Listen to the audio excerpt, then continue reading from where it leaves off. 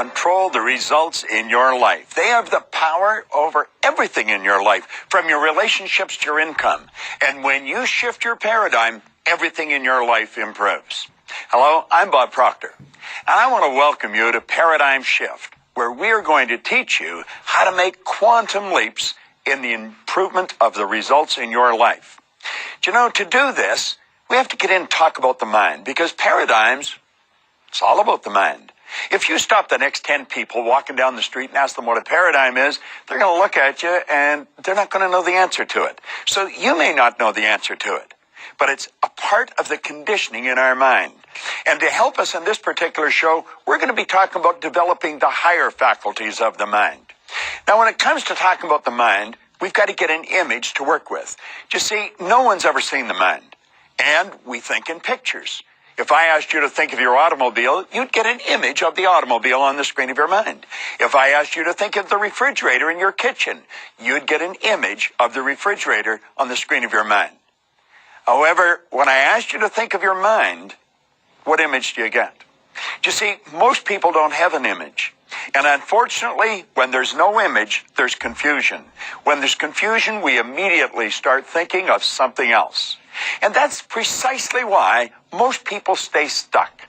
You see, our mind controls our results, and it's our results that we want to change. And if we're going to change the results, we're going to have to change what's going on inside. Now, Dr. Thurman Fleet, back around 1934, was interested in the healing arts, and he said, we're just treating the body. If you're going to have any health, you've got to treat the whole person. So he originated this image of the mind. I've been using it now for 38 years. I have shared this image with people all over the world, and I have been focusing on helping people improve their income. I've watched people going from earning a couple of thousand a year to over $1 million because they understood how to make the necessary changes inside so that they can enjoy the changes outside. Now, do you know, Napoleon Hill was a phenomenal author, and he talked a lot about the mind. He talked a lot about our thinking. He talked a lot about our conscious mind and the way we think. Do you know that there's a thought power flowing into our consciousness, and we can think anything we want? Anything. Play with it for a moment. Start to let your mind wander. You can think of the beach.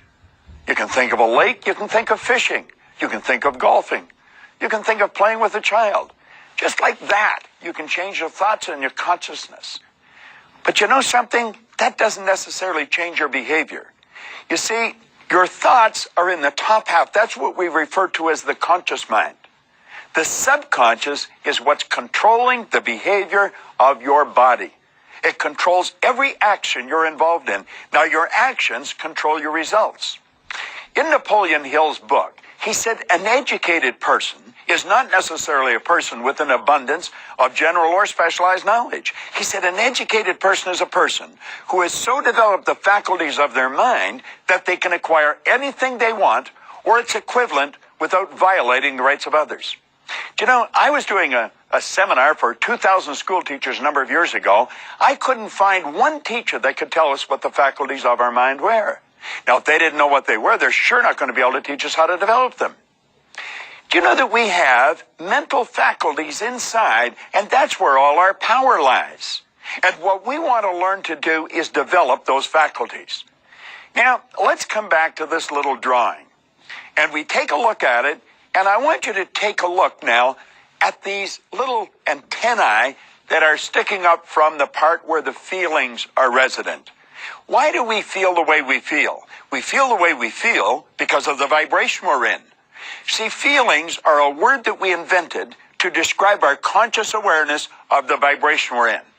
Now, we have sensory factors. We can see, hear, smell, taste, and touch. And do you know that you and I are conditioned to live through those sensory factors? We look at our bank account, and that tells us where we're at financially. We take a look at x-rays or listen to the doctor, and that tells us where we are physically insofar as our health is concerned.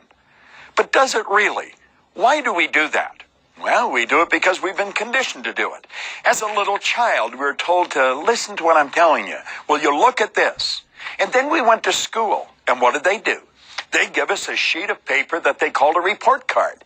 And on that report card were all the marks that we'd achieved on our last exam. And we started to let that report card dictate what kind of person we are. Does it really? Not at all. But that's the idea we're operating with, and that's the idea that's controlling many of our lives. You see, what the report card really did was tell you where your mind was at for a few minutes, maybe 3-4 weeks ago. It has absolutely nothing to do with your potential, and it has absolutely nothing to do with what you're capable of accomplishing in your life. Now, let's take a look at these higher faculties. We have reason, memory, perception, will, intuition, and imagination. And that's really what I want to talk to you about here on Paradigm Shift today. Because as we start to understand these faculties and how they work, we can literally start to take control over our life. Let's take a look at the reasoning factor. What do we do with the reasoning factor? We choose our thoughts. You see, there is a power that flows to and through us. And as that power is flowing into our consciousness, we can make anything out of it we want. That is really where all creation starts in our life. You can think anything you want. As a matter of fact, that's where your freedom comes in. You know, Viktor Frankl, a Viennese psychiatrist, a Jewish psychiatrist, that spent the war years in a camp, he said that while he was in that camp, regardless of the intellectual or physical abuse he was subjected to, no one could cause him to think something he didn't want to think. Our reasoning factor is the mental tool that we think with. Now, do you know, all the great leaders all down through history have all been in complete and unanimous agreement that we become what we think about. What do you think about? Do you want to know what you're thinking about most of the time? Take a look at the results you're getting. That'll tell you exactly what's going on inside. Do you know, the sad truth is most people don't think. I had the very good fortune of working with Earl Nightingale for 5 years. He was considered the dean of personal motivation. He was an incredible human being. He and Lloyd Conant really had an impact on my life. But Earl used to say if most people said what they were thinking, they would be speechless. Now, you may laugh at that, but think about it for a few minutes. Dr. Ken McFarland, he said 2% of the people think, 3% think they think, and 95% would actually rather die than think. Henry Ford one time pointed out that thinking is the hardest work there is, which is the probable reason so few people engage in it. Now you say, well, everybody thinks. No, the truth is hardly anyone thinks. Stand back and watch people's behavior. Just study their behavior. And you know something? You're going to quickly realize they'd never do what they were doing if they were thinking. Or listen to their conversation. They'd never say what they were saying if they were thinking. The truth is, most people don't think. Well, how do they function? Well, they've tricked themselves into believing that mental activity is thinking.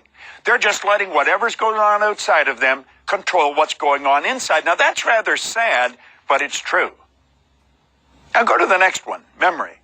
Do you know, the average individual wanders around their whole life saying, I've got a terrible memory, I've got a terrible memory. I remember one time I was working with Harry Lorraine. Harry flew in from New York to Toronto. He picked up a Newsweek magazine, published every week. When he got to Toronto, it was a recent magazine that day. When he got to Toronto, he gave it to someone and asked them to cut the spine off it and go and duplicate all the pages. Now, on each page, he had taken the number of a page with black marker and big letters and rewritten the number of the page. There was around 3,000 people at that conference. Everyone was given a page. And you know, you could stand up during his presentation and you could yell out, page 26, and start reading. And wherever you stopped, he would continue. Harry Lorraine had a phenomenal memory. He stood at the door and met most people coming in, or a good number of them. And when he started, he asked them, he said, if anybody was at the door, if I met you, stand up for a few moments. He not only told everybody what their name was, if it was a difficult name to pronounce, he would spell it. Harry had a phenomenal memory. Now, you know, I remember asking Harry one time, I said, Harry, how long do you remember something? He said, till I want to forget it. You see, the truth is there's no such thing as a bad memory. There's only weak memories. Think of this for a moment. These mental faculties that we've got, they're something like our physical muscles. They're our mental muscles. And if we want to develop our mental faculties, we're going to have to exercise them. I want you to imagine if I left this arm in a sling and then lifted weights with this arm every day, what would happen? I think you'd quickly recognize that this arm would be rendered useless in a relatively short period of time, if this one would develop very powerful muscles.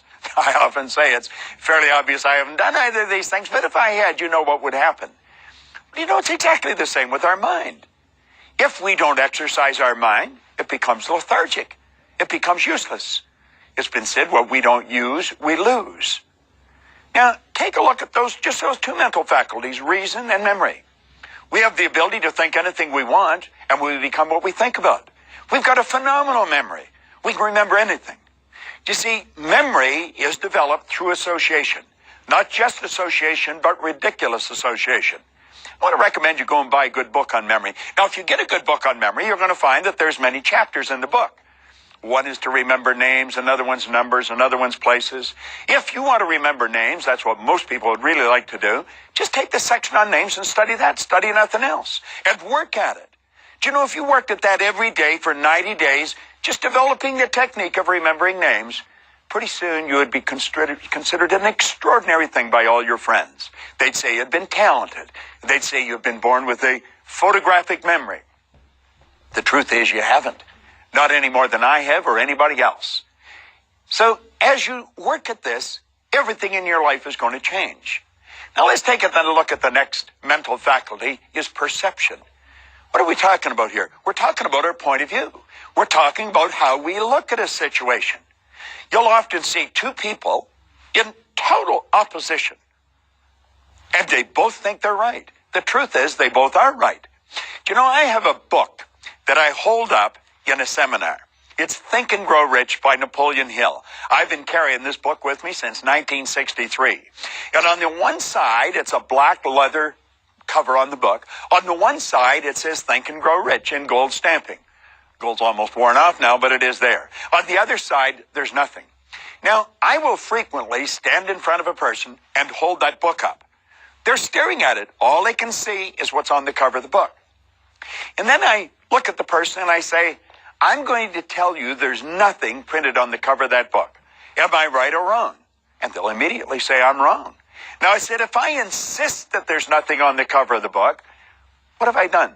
I have drawn your conscious attention to what is printed on the cover of the book. You see, I am causing you to focus on what is in front of you. I'm not causing you to look at it from my point of view. I'm causing you to look at it from your point of view. And they'll insist that I'm wrong. And then I turn the book around. Well, they don't want to let go of the fact I'm wrong, but I said there's nothing on the book. And there's nothing on the book where I was looking at. What was I doing? I was looking at the opposite side of the same thing. We're both looking at the book. Now, I point out there's two sides to the book. And since that person's facing me or I'm facing them, what I consider the right side of the book, they'll consider the left side. What I consider the left, they consider the right. Think of this. This whole universe operates by law. Dr. Werner von Braun said that the natural laws of this universe are so precise that we don't have any difficulty building spaceships. We can send people to the moon, and we can time the landing with the precision of a fraction of a second. One of these laws is the law of polarity. The law of polarity decrees that everything has an opposite. It's the flip side to the coin, the right side to the book, the left side, the front, the back. Well, you might consider this the next time you disagree with someone. And you might be saying they're wrong. They're right from their point of view. It might not be taking them where they want to go, but their point of view is still just as every bit as accurate and as right as yours. So you see, it's not what we're looking at, it's how we're looking at it. You know, until I was 26 years old, I looked at the side of me that wasn't capable of doing anything. I never accomplished anything. Nothing. I failed at almost everything I ever did. School, I went into the Navy, I went in an ordinary seaman, come out an able seaman. Then I went to work in factories and bars, and I was sitting in a fire hall when I picked up Napoleon Hill's book. And I started to study it. And that got me to think. I started to use my higher faculties. And I stopped, and I used to think, wonder what I am capable of doing. You see, what I was doing, I was looking at the downside of my life. I wasn't looking at the upside. I was looking at the things I had done wrong. I wasn't looking at my potential.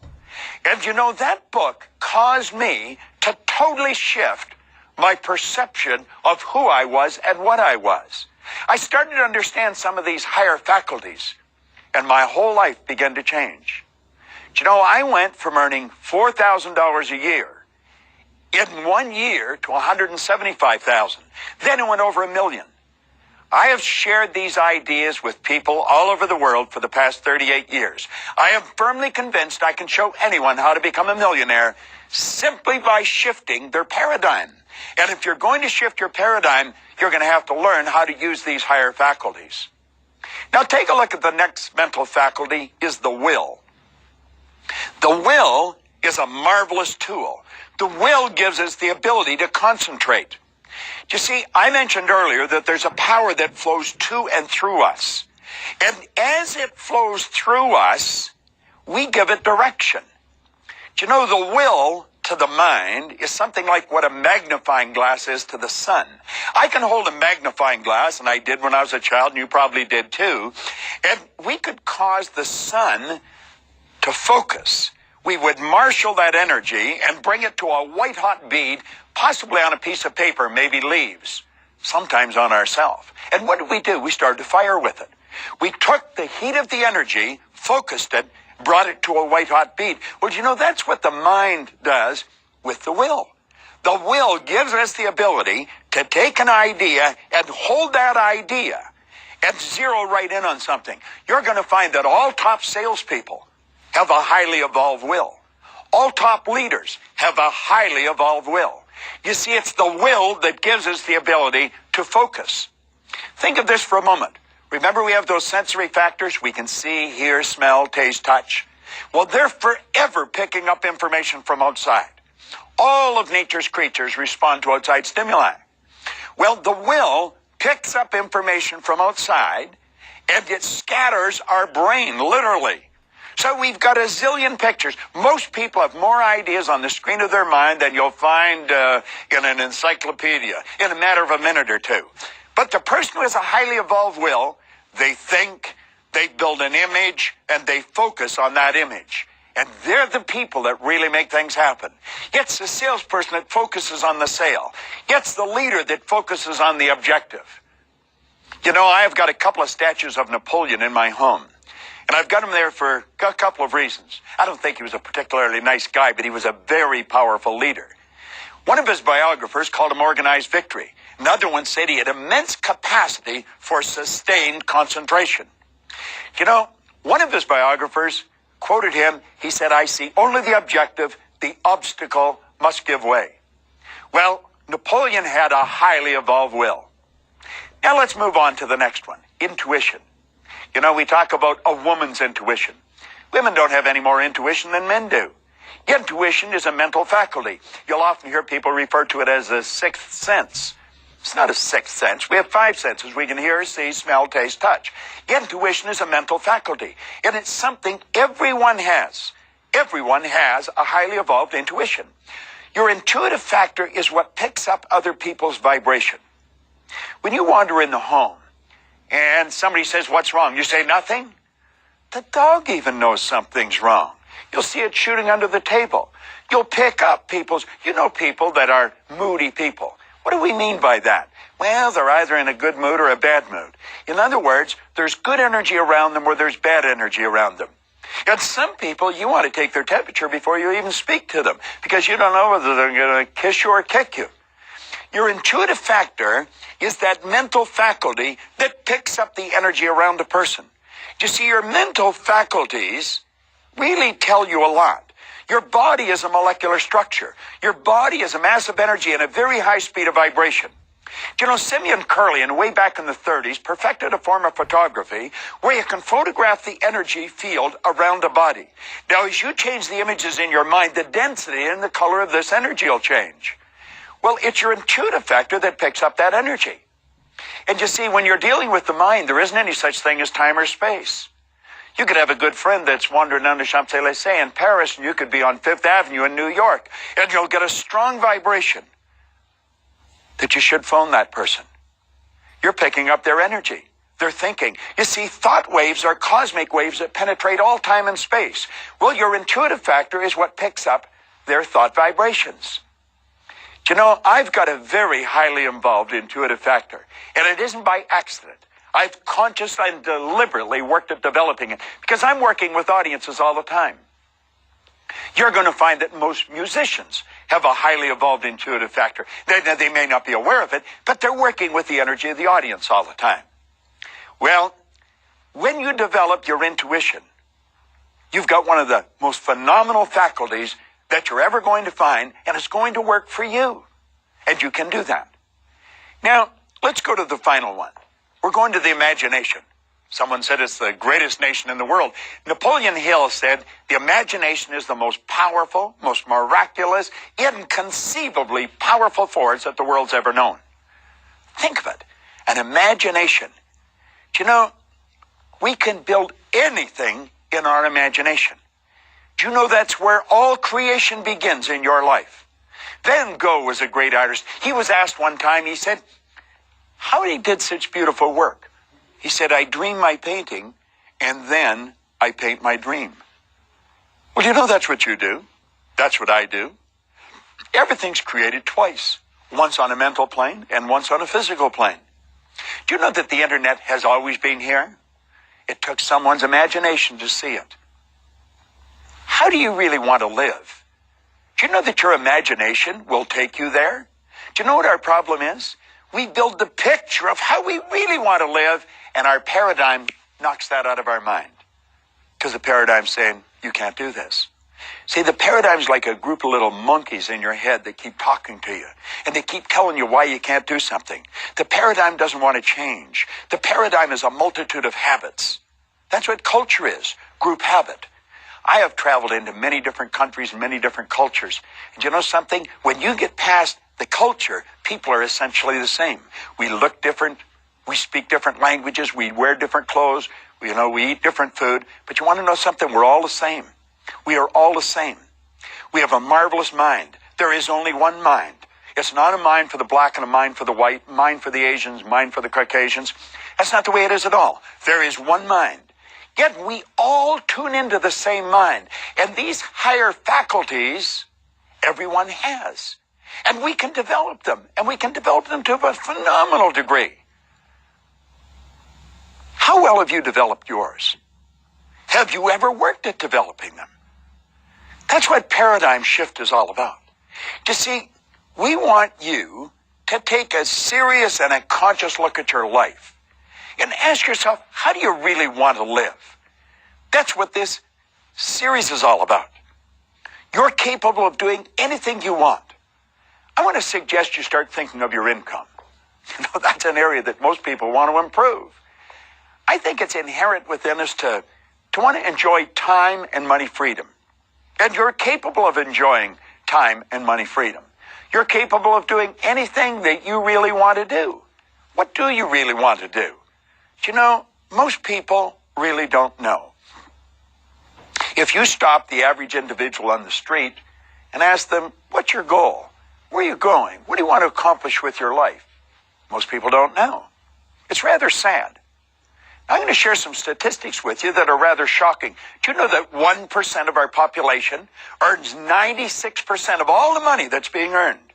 Think about that for a moment. That's almost ludicrous. As a matter of fact, if you're not familiar with it, you'll probably think I'm exaggerating, but I'm really not. 1% of our population earns 96% of all the money. How did I go from 4,000 a year to over 1 million? It was no accident. I decided that I was going to figure out what exactly did happen. And I've never stopped studying. That was 45 years ago. And you know what I found? Anyone can do it. Do you know most of the information that you're operating with that's been programmed into your paradigm is false? Oh, yeah.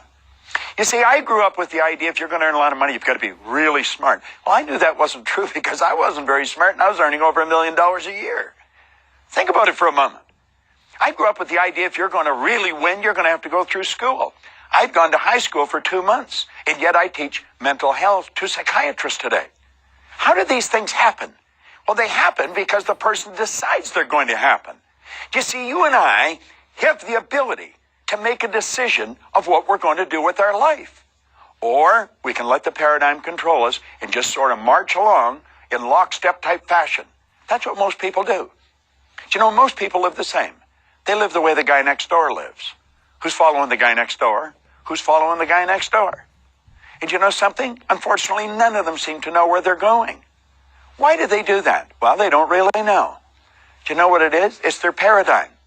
Go into a welfare area. And you know something? Almost all welfare recipients are third, fifth, and sixth generation welfare recipients. Do you know, no one ever went through school in our family. When we got to a certain age, we were asked, are you going to go? And I said, no, I'm out of here. And as I started to study this material before I had any children, I just changed one question. I didn't ask them if they were going to go. I asked them where they were going to go. And they've all gone through school. Now, do you know, you have the ability, through a decision, of changing your life. I'm going to ask you to stop and ask yourself, what are you going to do with your life? Do you know? Have you got it written out in a clear, concise statement? Do you know what your purpose is? Do you have a vision? Do you know what your goal is? Now, in this series, we cover all these different points. You're not going to learn how to make a paradigm shift here in 30 minutes. But if you keep studying this information, it will become as clear to you as it is to me. You see, I often say I've got license to brag about all the information I've got because none of it's mine.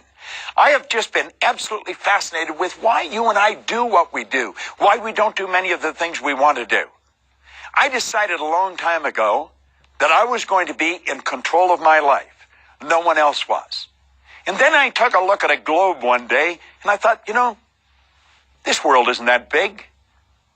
As a matter of fact, the world's shrinking. And I decided I want my company to span the world. And today I have offices all around the world. I'm doing exactly what I decided to do. And you know something? When I decided, I had absolutely no idea of how I was going to do it. That's part of our paradigm. The paradigm we get hung up on how. Do you remember when you were just a little child? That's really when the conditioning was really moving into high gear. And you come and said, Mommy and Daddy, I want to do so-and-so. And they say, how are you going to do that? And because you didn't know how, they discouraged you. Where are you going to get the money? And because you didn't know where it was going to come, they discouraged you. I heard a beautiful answer one time when a person was asked where all the money was going to come from. He said, wherever it is right now. You see, you can attract it to you. You can attract it to you in enormous quantities. Now, this is about all we have time for today, but remember, there's no shortcuts in life. There really isn't. However, I have found that you can make quantum leaps through the transference of information and experience. And you know, that's what this channel is all about. That's what these programs are all about. And that's specifically what the paradigm shift is all about. So I'm going to ask you to join me again in the next show, and I'm going to dig into this a little deeper.